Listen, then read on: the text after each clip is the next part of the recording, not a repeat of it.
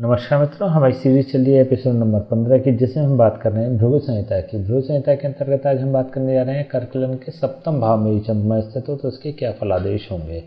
प्रथम भाव में 4 नंबर का मतलब होता है कर्क लग्न, और कर्क लग्न में चंद्रमा लग्न भाव का स्वामी होता है, लग्नेश होता है। लग्नेश होकर जब ये अपने स्थान से सप्तम स्थान में स्थित हो जाता है तो यह अशुभ फल प्रदान करने वाला बन जाता है।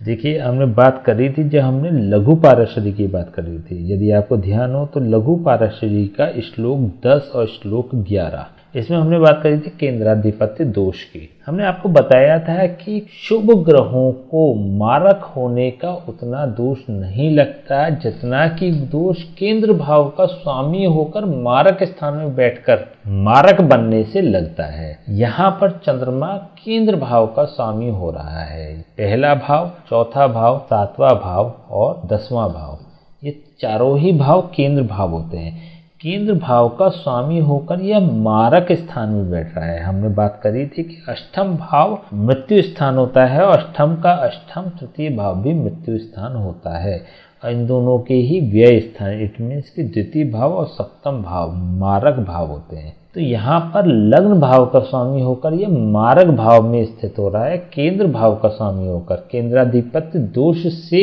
युक्त होकर जब ये सप्तम भाव में बैठता है तो प्रबल मारक बन जाता है। हम लघु पारशरी में बात कर चुके हैं। हमने लघु पारशरी की पूरी एक श्लोक की सीरीज बनाई थी जिसमें हमने 42 श्लोकों की बात करी थी।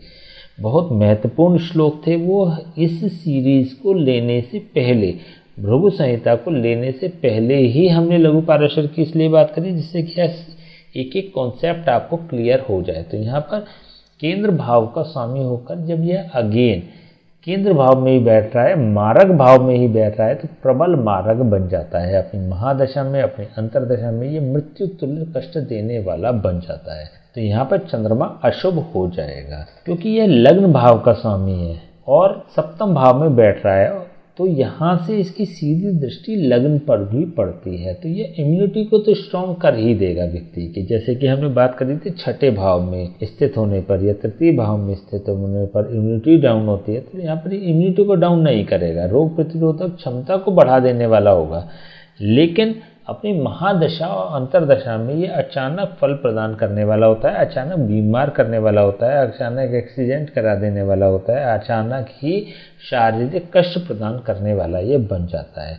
यहाँ पर ये जीवन साथी से भी मनमुटाव की स्थिति को जनरेट करता है क्योंकि यहाँ पर सप्तम भाव होता है जीवन साथी का, लाइफ पार्टनर का, बिजनेस पार्टनर का। तो ऐसे लोगों को पार्टनरशिप तो करनी ही नहीं चाहिए क्योंकि अगर पार्टनरशिप करेंगे तो उनका जो पार्टनर होगा वो बहुत चालाक मिलेगा, इनको इमोशनली इनको ब्लैकमेल करेगा, इमोशनली ये उससे नुकसान उठा जाएंगे। हालांकि ऐसे लोग, चाहे रिश्तेदारी की बात हो, चाहे फ्रेंड सर्कल की बात हो, चाहे परिवार की बात हो, चाहे कुटुंब की बात हो, सभी लोगों से धोखा तो खाने वाले होते ही हैं। इमोशन बहुत ज़्यादा हावी होते हैं इनके ऊपर, लेकिन फिर भी 24 साल की अवस्था से पहले की जो उम्र होती है उसमें विशेष रूप से इन लोगों को धोखा मिलता है, परेशानी होती है, जिससे इनको फाइनेंशियली क्राइसिस भी होती है, फाइनेंशियली परेशानी भी होती है क्योंकि चंद्रमा फाइनेंस का कारक होता है, लिक्विड मनी का कारक होता है, धन का कारक होता है। तो यहाँ पे धन से संबंधित क्राइसिस जनरेट करने वाला होगा 24 साल की उम्र से पहले।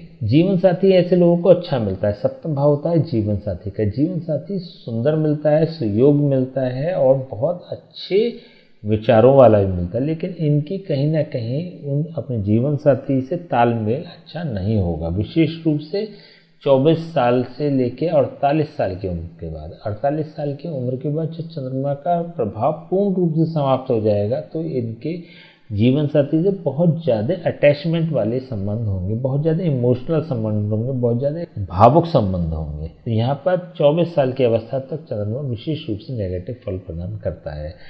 चंद्रमा होता है चतुर्थ भाव का कारक। चतुर्थ भाव का कारक होकर जब यह अपने स्थान से चतुर्थ स्थान और कुंडली के सप्तम स्थान में बैठता है तो यह व्यक्ति को भौतिक संसाधनों की, भौतिक वस्तुओं की उपलब्धता कराने वाला हो जाता है। तो यहाँ पर धन से संबंधित बात करें या भौतिक वस्तु की उपलब्धता की बात करें, माता के स्वास्थ्य की बात करें, भवन भूमि मकान की यदि बात करें तो व्यक्ति को इससे लाभ मिलेगा, व्यक्ति इससे लाभान्वित होगा।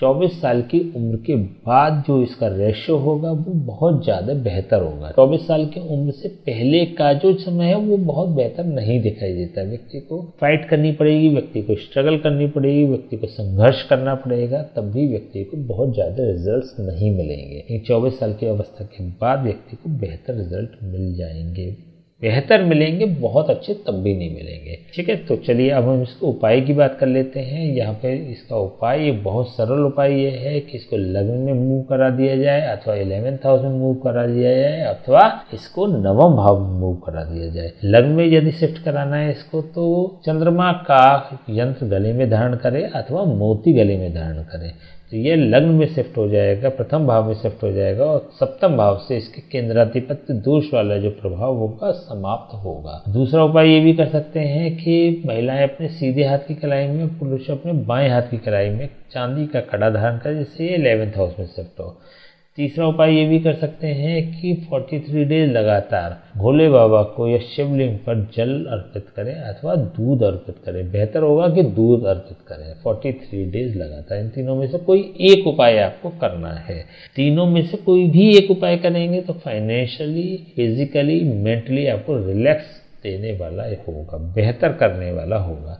इन सब में से कोई सा भी एक उपाय आपको कर सकते हैं। विशेष रूप से ध्यान रखें कि जिस भाव में भी आप मूव करा रहे हैं उसमें चंद्रमा के विरोधी ग्रह नहीं होने चाहिए। विरोधी से मतलब हो गया राहु, केतु, शनि, शुक्र या बुध में से कोई ग्रह नहीं हो तो बेहतर होगा, जिससे कि यह अपना पूर्ण फल प्रदान करने वाला चंद्रमा बन जाएगा। ठीक है, तो आज हमने बात करी कर्क लग्न के सप्तम भाव में ये चंद्रमा स्थित हो तो उसके क्या फलादेश होंगे। नेक्स्ट वीडियो में बात करें कर्क लग्न के अष्टम भाव में ये चंद्रमा स्थित हो तो उसके क्या फलादेश होंगे। तब तक के लिए हमें आज्ञा दीजिए, नमस्कार।